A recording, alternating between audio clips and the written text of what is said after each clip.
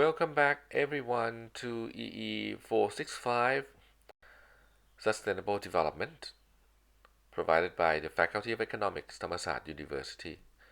This is the second clip following the first one that talks about the principles underlying Sustainable Development Goals.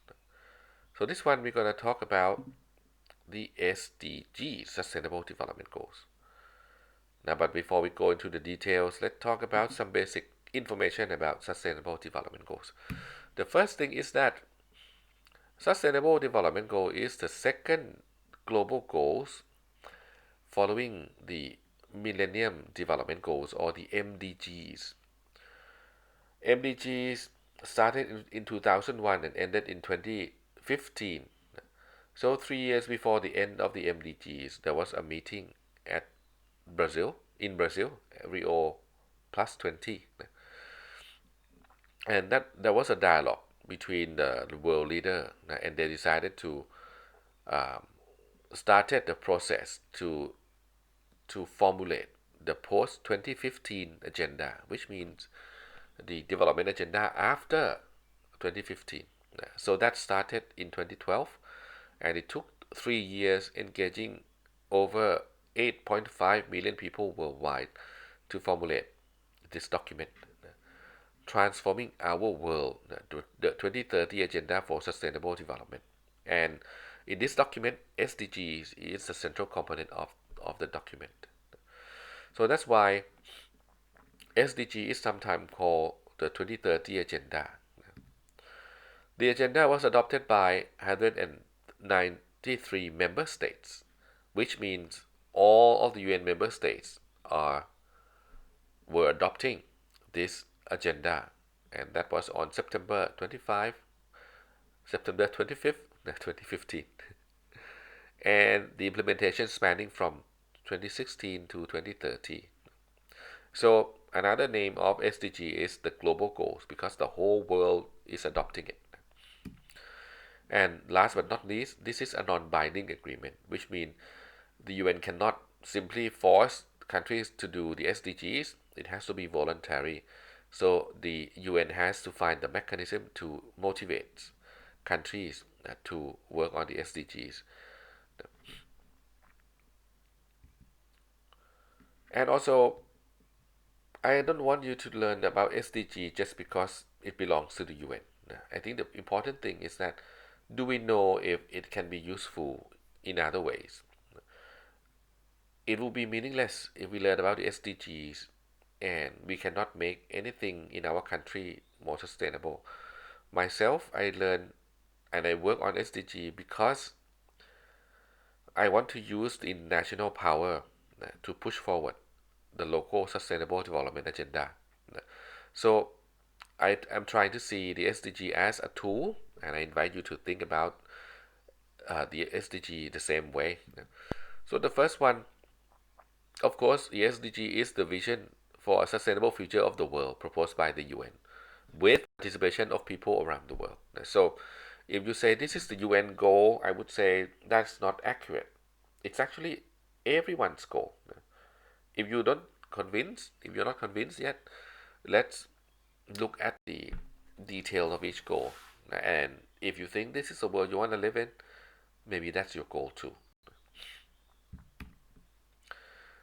It can be used as an indicator to review sustainability status at various levels.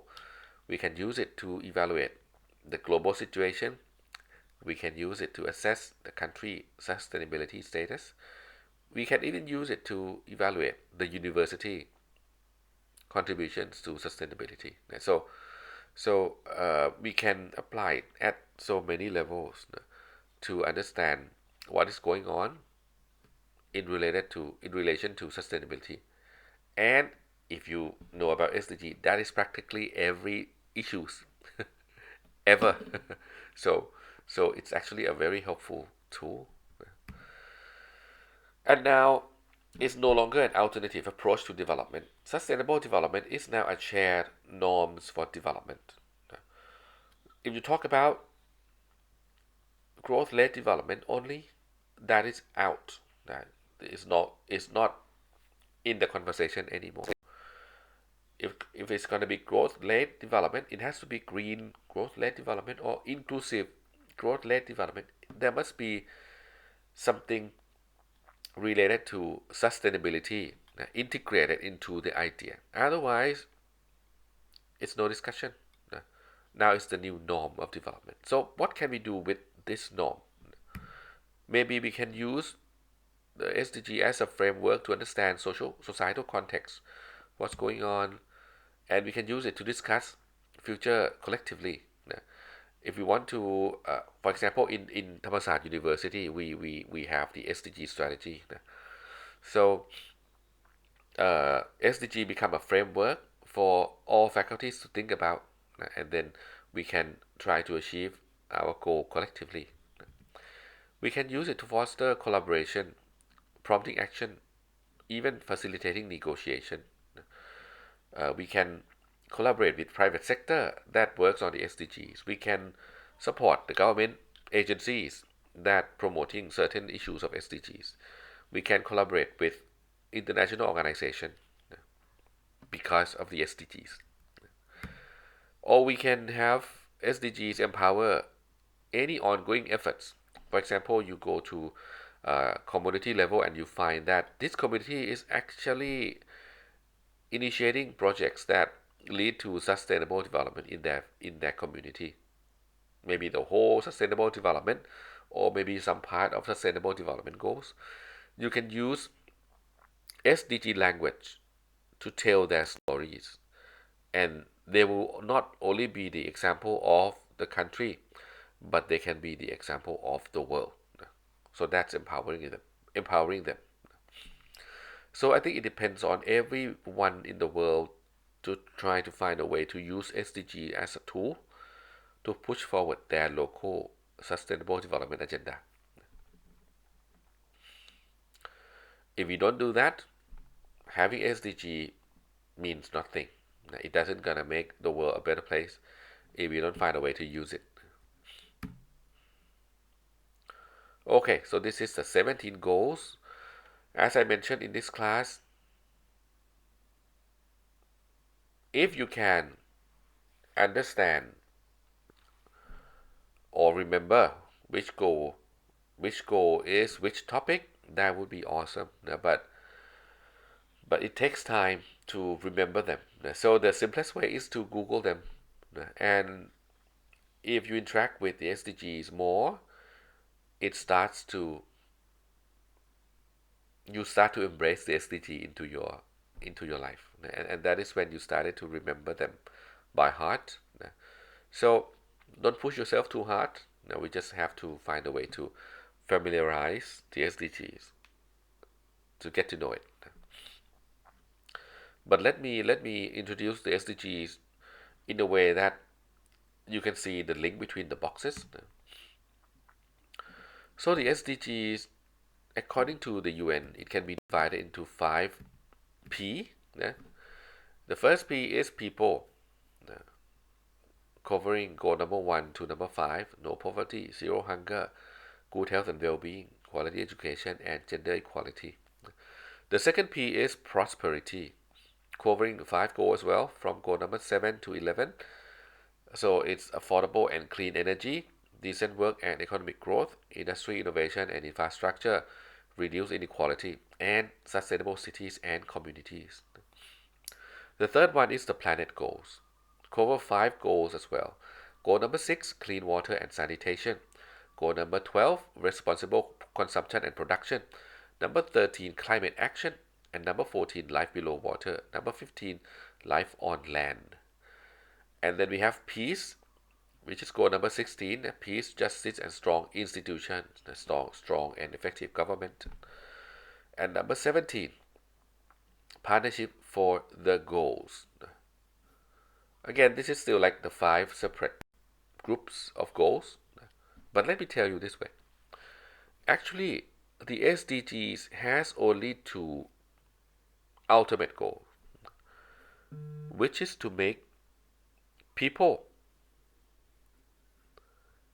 the goal is the people and the planet, which is about how can we make people's life better, and at the same time, we don't destroy the planet along the way. The re- the reason that we have to think about that is because when we try to improve people's life, we need economic growth. I mean, if we want to solve poverty, we need economic growth, right? But when we have economic growth, it usually destroys the planet. So, in a way, the goal to achieve people and planet is kind of contradictory if we still use the same approach of development.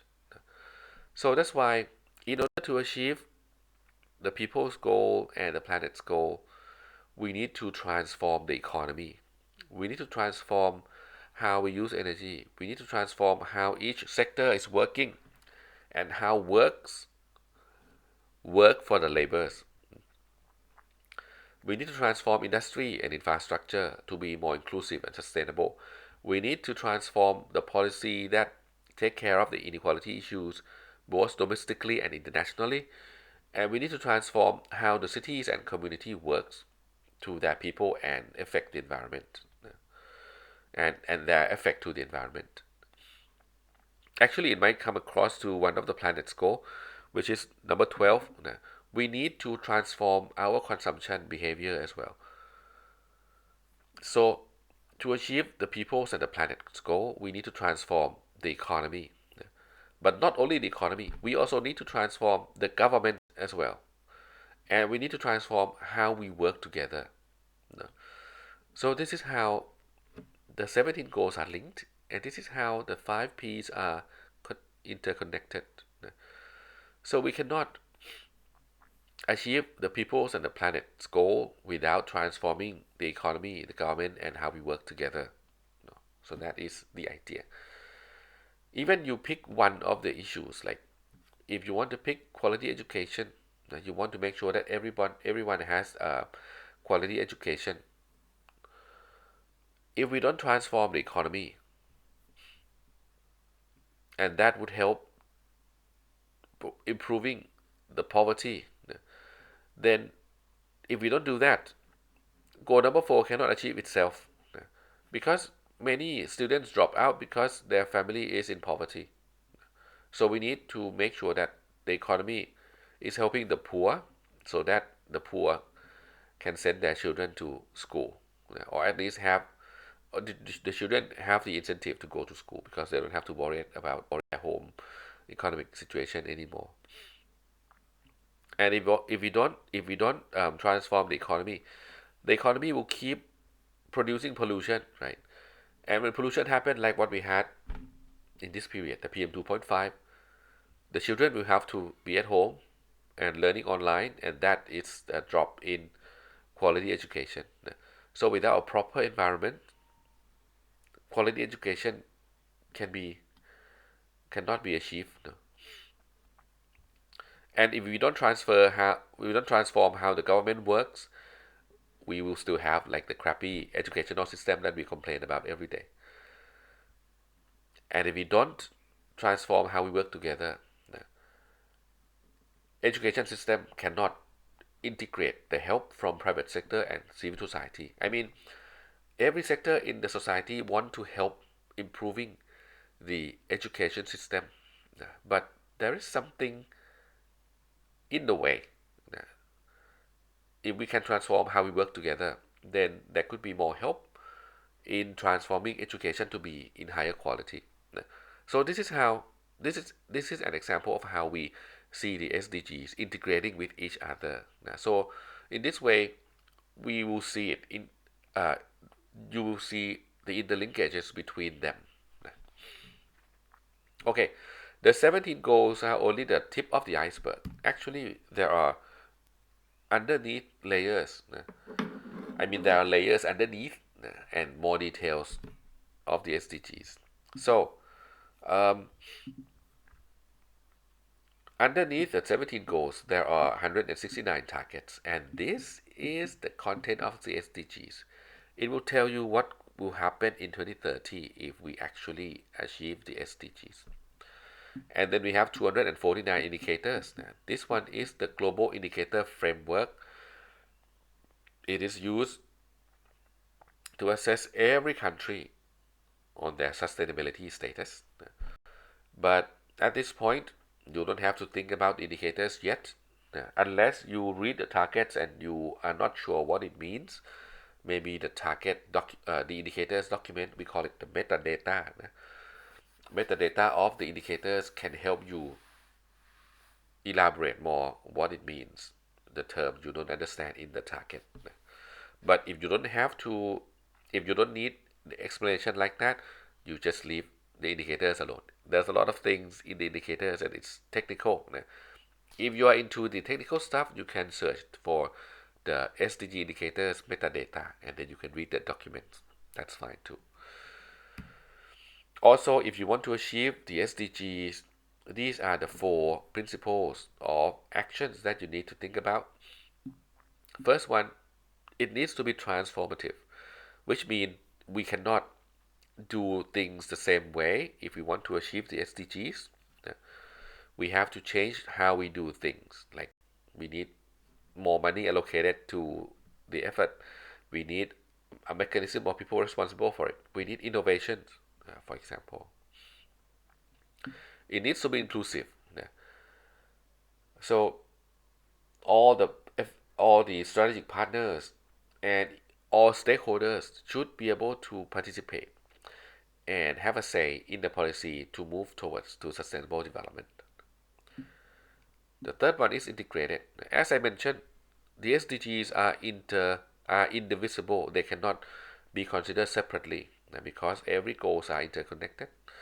So we have to see if to see which goals and targets are linked to the goal that we are responsible to, and we need to find that connection, and then we work with those people related to those goals and targets, and then we try to solve things together. And last but not least, universal principle, which means we need to move forward the SDGs using the universal principle, like human rights, for example. And this framework is supposed to be applied at every level of implementation. This is an example of goal, targets, and indicators. You can see that the goal will be a little bit abstract. The target will be very specific, like at what time we need to eradicate extreme poverty. When we say eradicate extreme poverty, it means that it needs to go to zero, right? So that means that's the target value of poverty eradication. It must go to zero. And how do we measure it? We measure it as people living on less than 1.9 US dollar a day. So the target contains all the details and also the target value of this particular target. Indicator only talk about the fact or the variable, the factor that we want to monitor. The indicator is like it only says, okay, what do we need to look for? So in 1.1.1, we need to look for the proportion of the population living below the international poverty line. So this is the indicator. So the indicator and the target are connected, but they are not the same thing. The reason I emphasize this is that most of the time in Thai context, government officers tend to bring the indicators and the target together. But in the SDG context, sometimes the indicator might not cover all aspects of indicators. Of course, it represents like the core or the essence, the core outcome of that target, but it might not cover every aspect of the target. So if you want to achieve SDGs, you take target into consideration. And if you want to know if you achieve it, you use indicator to monitor. It's like when you get sick, you use thermometer to measure your fever. But the goal is not to reduce the fever. The goal is to kill the symptom, right? So the target is what you want to achieve, and you use indicator as your thermometer to measure if we have achieved it. So In the next 4 slides, for those who study with me, I have included like the keywords underneath each goal for you. So you have uh, an idea which issues are included in each goal. So the first one is social goals, the people. The second one is the prosperity, which includes like the energy, decent work.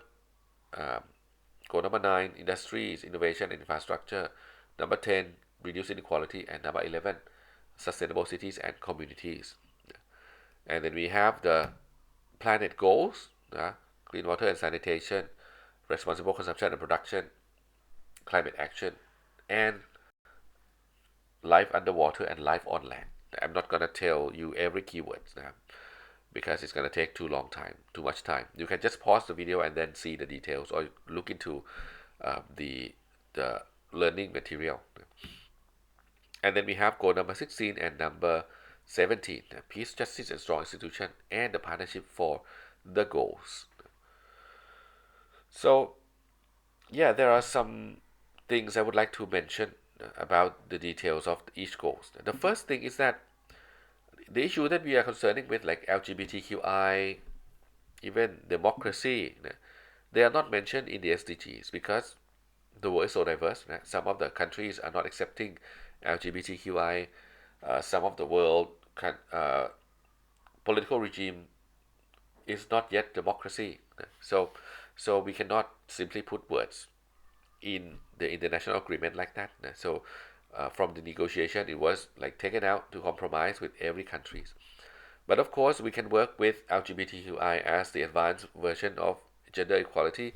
We can we can still be democracy, and actually all the details that is the characteristics of democracy is also in the SDGs, like rule of law, good governance, accountability, transparency, participation, uh, protecting fundamental freedom. These are still in the SDGs, but just know the term, just know words on democracy. And goal number 17 is the most misunderstood because when it says about partnership, then people only think about partnership, but actually, goal number 17 is about driving mechanism of SDGs. Now, policy coherence, financial mechanism, fiscal mechanism, trade investment, science and technology, international collaboration, statistics, data, law, and everything. So it talks about lots of things that will help we implement the SDGs.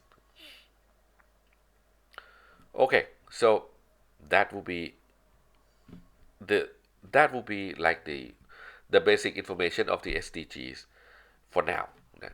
It's now this clip is like 23 minutes already, so I would like to end it at this point. Just to mention in our last slide, all goals are interconnected, and what you are seeing here is the analysis of, I mean the preliminary analysis of how each goals are affecting each goal. Now, in each cell, you can see the circle. Now, the size of the circle represents the strength that the goal on the left affecting the goal on each column. And the blue area talks about the core benefit, and the orange area talks about the trade-off. So you can see that some of the goals have problem with other goals a lot, like number 1, number 2, number 7, number 8, number 11, number 13, 14, for example. They have more problems with other goals. But goal number 5, for example, they have problem with no one. Number 3, number 4, number 17 almost have no problem with anyone. So, so some of the scholars propose that maybe we just need to tackle the ones with problem with others, and if we can transform them, it will automatically affect other goals. So that is another idea, but we will talk about this on another day. So for this clip, I would like to end it here, and I'll see you again in the next clip. Bye.